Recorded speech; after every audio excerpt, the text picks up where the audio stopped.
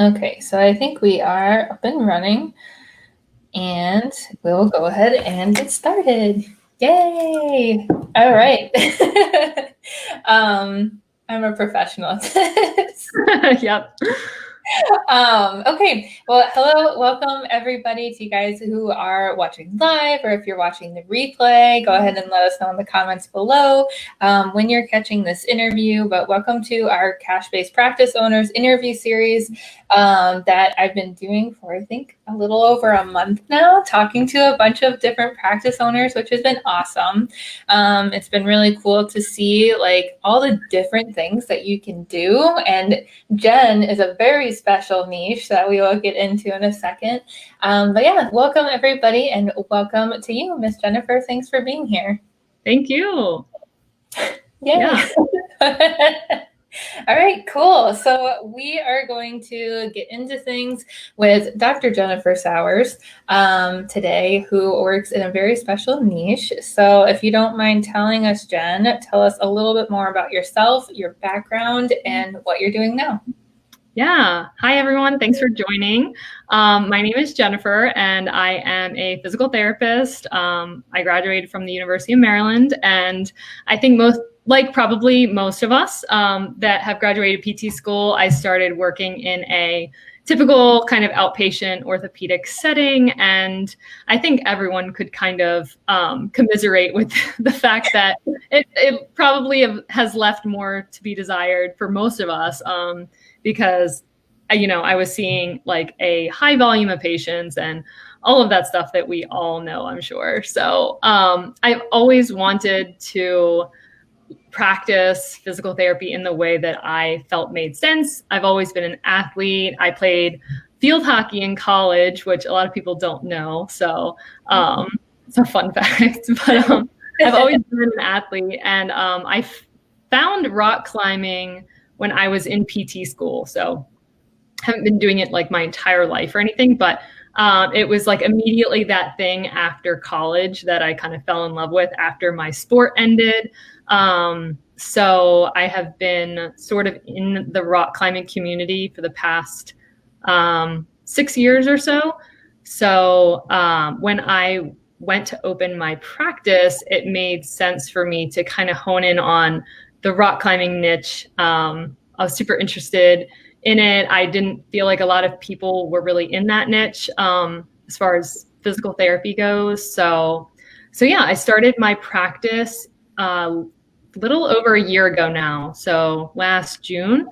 And I had moved to Las Vegas the year before. So I only lived in Las Vegas for a year before opening my practice. And I actually moved across town. So I used to live in Summerlin. And then when I opened my practice, I also moved to Henderson. So sort of on the other side of town. And people don't really go between the two a whole lot. Like if you live in Summerlin, you kind of stay over there. So I had moved to the other side of town when I opened last year. And I've been open, like I said, for about a little over a year. And I work inside of a rock climbing gym. Cool. Awesome. Yay. And I love how you shared that, you wanted to start your own practice because you wanted to be able to treat in a way that was true to you. And I think, you and I have gotten to know a handful of other therapists in this geographical area who feel the same about our outpatient clinics. And that's why a lot of us are moving into this. How did you feel when you were starting your practice? Like, were you nervous about it at all? I wouldn't say nervous. I think I was just so frustrated at how like physical therapy is, I don't want to say designed, or just like how the corporate physical therapy world is run, that I felt so passionately that I would not really take part in that, because I just don't think that it's the way that people deserve to be treated, and that what makes sense for people, and for people to truly get what they are, paying for or asking for. I just know, like in my heart, that it just usually, and I want to say not 100% of the time, of course, there's like exceptions, but like I felt so strongly that I didn't want to put myself in that kind of scenario that I think whatever nervousness I would have felt was just trumped by my like desire to like do something the right way. So I wouldn't say it was like nervous necessarily, but I definitely like didn't have any formal business experience. So I kind of know that I'm just kind of like I'll figure it out as I go type of person. Like we're very similar. And I just like went for it. I was like, I don't need to take a bunch of training. Like I will figure this out. Like as things come up, I will figure them out on the go like that. So I just kind of got started, honestly. Yay, that's awesome. And like that's what I did kind of too. And that's what I tell people to do is just get started, because you could sit here, and worry about a million things that could happen and how you might deal with them. But like, you don't even know if they're going to happen. So why, like pre-plan for this list of like 10 things that could go wrong, But I like it. Yeah. Yeah. And like the biggest thing is, with us treating the way that we do and the people that we work with is they just want to be taken care of. That's really all it is. So there's nothing super fancy that goes into that. But I know like since I've known you, you've been treating out of the climbing gym, and you've also done a little bit of telehealth. So tell us a little bit more about like the services that you offer and kind of what like the typical like plan of care might look like. Yeah. So I primarily treat now, I'm primarily treating like brick and mortar style. I have like a clinic inside of the gym that I'm in.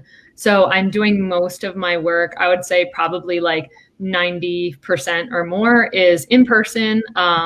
But during the pandemic, when it first started, I was doing much more telehealth because the climbing gym was closed, as most things were. So I was doing more telehealth then. And when I started out initially, I was doing a mix of mobile therapy and telehealth before I kind of got myself into the rock climbing gym. So I've kind of done a little bit of everything. So now, since I'm primarily in person, like my plan of care is usually just 100% in person, or if someone, is out of like this immediate area, I will do them on telehealth. But yeah. So cool. Yeah. And then you kind of just like you evaluate somebody and like decide on their sessions kind of based on what they have going on, right? And you do packages too. Yeah, so I will do I have a single session. So that's just good for, anyone that just wants like a one-time session. A lot of people are just like, that's what they're looking for. If they just want to come once, just make sure they're on the right track, or if they're already very familiar, especially with climbers, like if they're already very familiar with, like their training or just like general strength training principles, then they most likely might benefit just from like a one-time session. And then I have two other offerings, which are package based. So if someone comes in and I'm like, like you definitely would benefit from a session, but just one of those people that they know in their heart too that they just like fall off the wagon very easily, which I think is most people kind of fall into that category. So I kind of say, like if you feel like this is you and you need more accountability, and you feel like when you walk out of here, you might really, we'll try to our best to make sure that you understand what we're doing in this session, but you're going to wake up tomorrow and are you going to feel like you just want more accountability? So that's kind of that second category, which I feel like most people fall in. So I'll do a 4-pack session for those people that just need like a little bit more, and they need some more time too, to make sure things are working, to progress them, to work through different progressions with someone. So I'll kind of say that might be best for those people. And then I have a third offering, which is an 8-pack session. So for people that might need a little bit more like regular hands-on work, or if they're very unfamiliar with strength training or like exercise in general. Like I have a lot of people that come in that say, I really love climbing. They kind of like discovered rock climbing.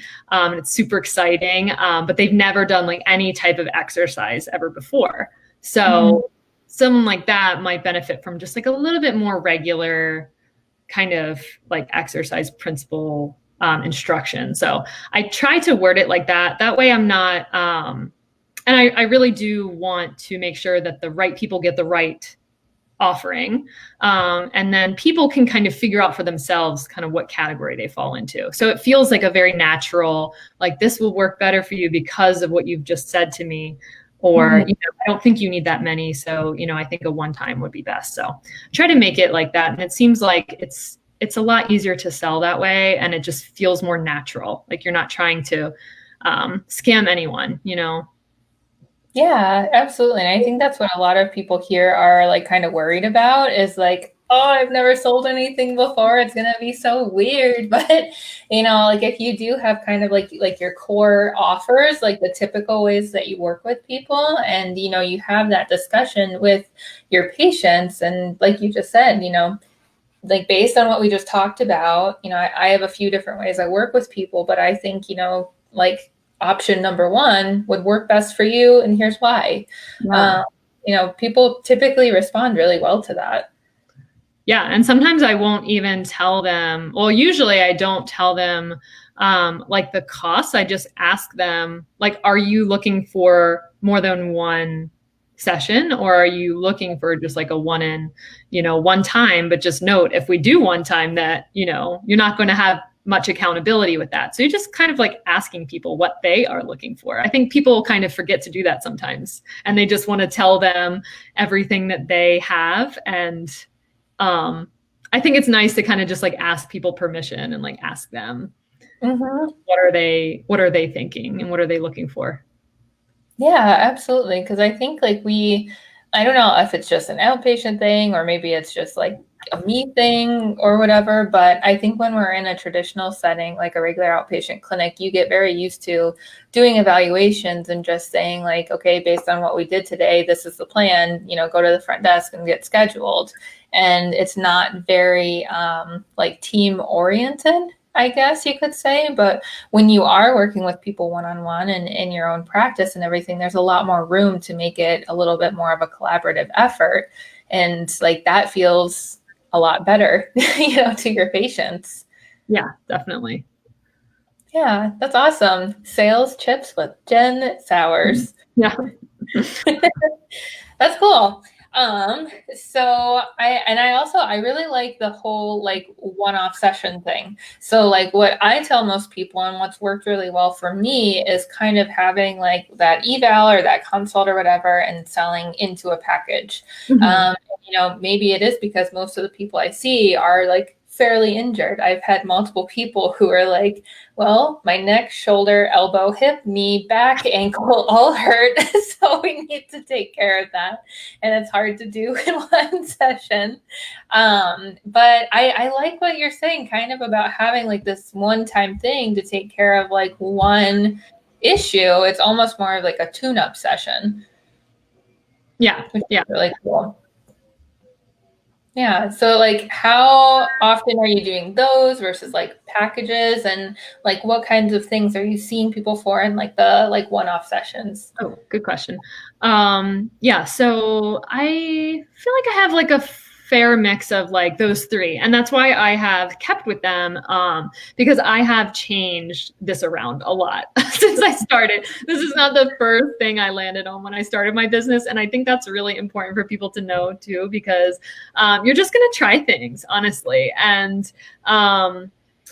you're going to figure out what sticks and like what you feel comfortable with selling. Like someone might be really successful at selling something completely different than you, a different kind of package setup, or maybe no packages at all. It's really, there's no one perfect like offering to, put together for everyone. It just really depends on your confidence with, like, I have done this a lot, I know this is going to work, and that doesn't come right away. So I did not start with this kind of 3 option offering.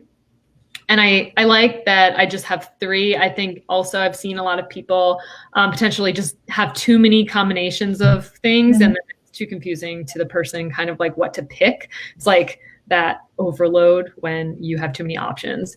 So another thing that I also did when I first started was I did sessions. I did packages, but I kind of had sort of an unlimited time frame that they could use the sessions in. And I kind of said that they would like expire in a year's time. But then I had like quite a few people with just kind of like lingering sessions that I was like sort of keeping track of. So now I put a cap on when you have to use them. So the 4-pack, it's in a 6-week period of time. So we kind of schedule them all in that 6 weeks. And then the 8-pack is once a week for 8 weeks. So then it is like, it begins and it ends, and then the person feels like they know what they're getting more, and they feel like there's not as many questions floating in the air. So that's just personally worked better for me. I've known people to do the other way around as well. So either way could work. But I would say like I have a mix of like all 3 of those offerings, depending on like what you said. Like some people I have that have like multiple body parts that, this is going to take a while, to like address all of these things.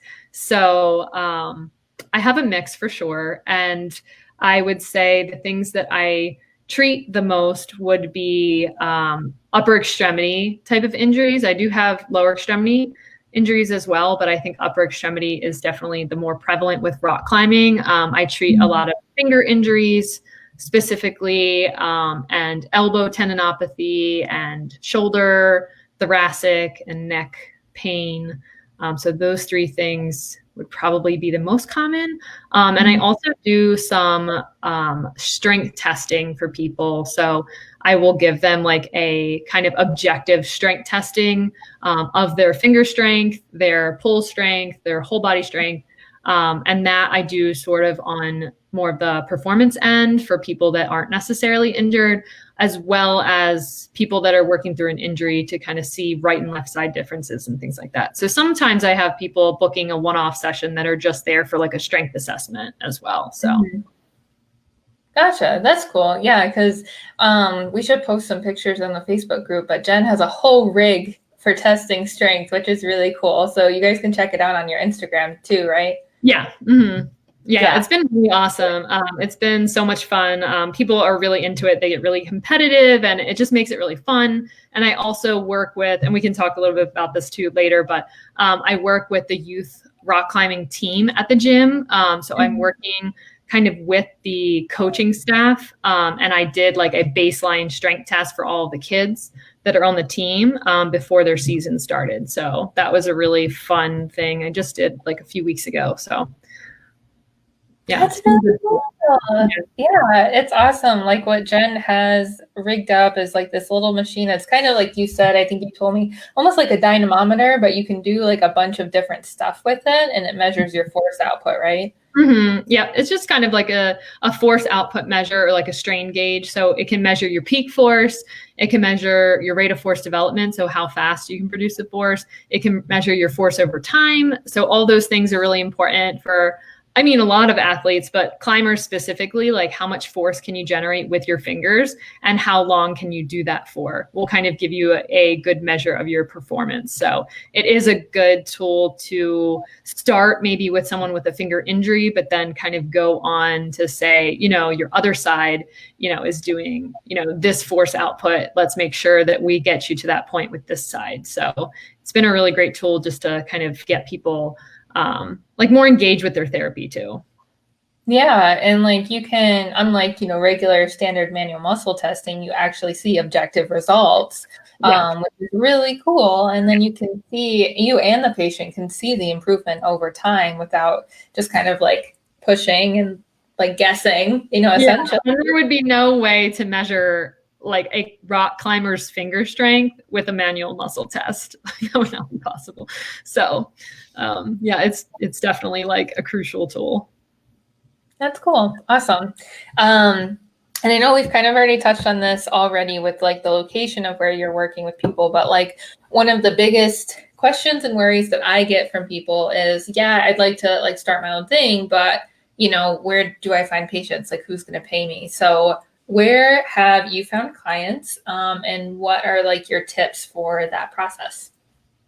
Yeah, I think that, you know, like being a part of a gym is definitely like a built-in way to like get yourself noticed. So finding clients that way. So I really think it depends on like if the person that's asking this question, are you primarily a online physical therapy business, which I do think is just really just harder to find clients, as opposed to a like brick and mortar business where you're in front of people and you're at a location. And not to say that it's impossible by any means, like it's definitely possible for sure, to be an online physical therapy practice and find clients. I just think that initially when you're starting out, you would definitely probably use two different like skill sets to find your clients, or ways to find your clients. So for me personally, when I first started out, to the time that I was kind of started to work in the gym was probably 2 months or so. So it wasn't really long time in between, 2 or 3 months, where I didn't have anywhere to call home for my clinic. So that's when I was doing mobile. I was doing mobile PT, and I was doing telehealth when I first started. But in order to find those clients, I really relied heavily on like just social media. So definitely having like a social media presence. And then I just relied on like friends and family kind of that I knew already. But I am also not from this area. And like I said, I moved here, so I don't have any family like directly in Henderson where I live, or Las Vegas. So it's not like I am someone that has, you know, I think that that's easier when people also have, you know, like family close by. So if you're not like that, like me, and well, your aunt lives here, right? But other than that, yeah, like us, like we don't have any direct family here, so we don't have a lot of contacts. So, you know, I was in that boat as well. I think just relying on like anyone that you know, and kind of getting your word out that way. I was also like already really heavily like in my niche, so in the climbing community. If you don't have any like friends or family and you're new, just joining the community of people that you are interested in training is going to be like the next best thing, or, you know, a super important thing to do. So. Yeah, absolutely. That's like one of the best places I think that you can start. You know, both if you have like a base, a circle, you know, in place where you live, or if not, is like reaching out and networking with people who are, you know, like your peers, like other professionals who are doing things similar to you, so you can build a referral network, and then also just becoming part of the community of potential clients, you know, and like doing it from a genuine place, you know, like if I tried to go to the rock climbing gym, it would not be welcome. You know, versus like I'm just more comfortable like in a CrossFit gym or like a regular gym, you know, and like vice versa, like for both of us, because people see that, they see it, you know, like if you are participating in like what they're doing, you know, you automatically become a lot more familiar to them than like just some other provider who they've never met before. So networking and building a community is a really good place to start. Yeah, definitely. And I think it really just does take time too. Like, like if you are, you know, you can join a new community, you know, and you don't have to have been a part of it before. But just make sure that you, like you just said, you're coming from a genuine place. you just want to be there, it'll be obvious, and then just be there consistently, and just be patient, and then just show up and just be there, be a part of it. And over time, you'll be integrated with it. So it just takes patience too. I think a lot of people want like instant gratification of like, okay, I joined this niche or I joined this community. Like, now what? Yeah. To be patient. Yeah, absolutely. So if, you were talking to another therapist or clinician who was thinking about starting their own thing, but they were like really on the fence, Jen, should I start my own practice? What would you say? Yeah, I mean, definitely. I don't know. There's really not a huge barrier to entry to start a practice. There's just a little bit of like legality stuff and forming an LLC or otherwise, depending on the state, but just those things. And then like I just started mobile and telehealth, and I didn't have like a brick and mortar space. And like we've just already talked about, just join the community that you want to be in, tell them kind of what you're doing in a way that doesn't feel like you are just telling them to sell it, just, be genuine. And there's not a huge like risk like there is in other types of, like, I think we're actually really lucky as physical therapists. If you want to go start a restaurant or something, there's a huge upfront cost to that. And with physical therapy, especially if you start it in these ways that you can kind of start slowly, get your foot in the door without going straight to the brick and mortar style. There's really not a huge upfront cost that feels very risky. So I would say go for it. Yay. Yeah, that's a theme between me and Jen is just do it. Just see what happens. Yeah, that's awesome. Cool. So I think we covered most everything. Do you have any other pieces of advice or suggestions for people who are just getting started? I would say just be consistent. Whatever you do, just make sure that you are like showing up consistently, even like what we talked about, like even if you're going to join your community or join like a workout class or a gym, show up consistently, like try to show up even on the same days and the same times. And then if you're going to make a social media presence, also be consistent with that. I think it's just the consistency over time that helps more than any like grand event that you're going to do. So just those little consistencies, trying to get like a little bit better each day. And over time, you'd be surprised how much you change, Yeah, that's awesome. Great advice, Jen. Thank you so much. So last piece is self-promo time. So please share with us the projects and things that you're working on right now and how we can best support you.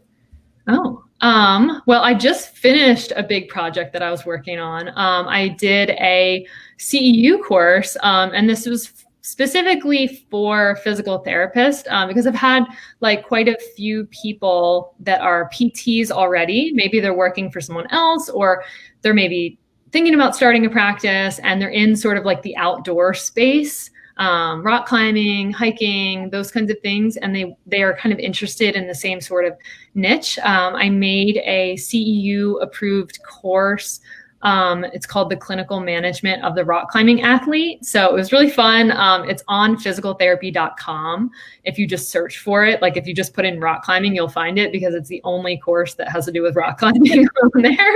So it's super fun. And it's like approved in most states. I don't think all of them, but most of them. So it was a fun way to help people get CEUs and like learn about specifically like more of the specific clinical aspects of like treating a climber's finger and things like that. So I just finished that. So be sure to check that out if you are interested. And then I also have a link to it on my website because I also had people that were either not PTs that were interested, or they were physical therapists, but they didn't want to get like a yearly subscription because you have to buy a yearly subscription to the site in order to take it. So I put it also on my website. I hosted it there as well. That way people didn't have to pay the like full year price for just one course. So that way you can access it there too. So that's just onsightmovement.com/courses. But you'll find it there if you just go to the main site. And then, yeah, that was the main project I was just working on. And right now I'm just like trying to just continue building my caseload up at the gym, and continue my work with the like coaching staff and youth teams and things like that. So, yeah. And if you, I don't know if you want like to, if where they can like find my, you can find more of my work. You can go to Instagram. It's at Onsight Movement. There's a dot in between both of those words. And like I said, my website is just onsightmovement.com. Awesome. Cool. I think that your links are in the description, but if not, we'll pop those in there. But awesome. So if you guys listening are interested in rock climbing, like working with more rock climbers, I think Jen is like the expert at upper extremity, especially like hand stuff for PTs. Like you're the only person I know who ever talks about hand injuries, at least as far as PTs go. So like if you guys are curious about that, this girl is your person. So I would definitely reach out to her. She's doing a ton of cool stuff. So if any of this sparked your interest, please reach out to Jen. And if you are interested in starting your own thing and you're not really sure how to go about doing that, definitely let me know too. But awesome. That wraps things up. So thanks for being here, Jen. Yeah, thank you so much. This was fun. Yes, it was. All right. Have a good rest of your day, you guys.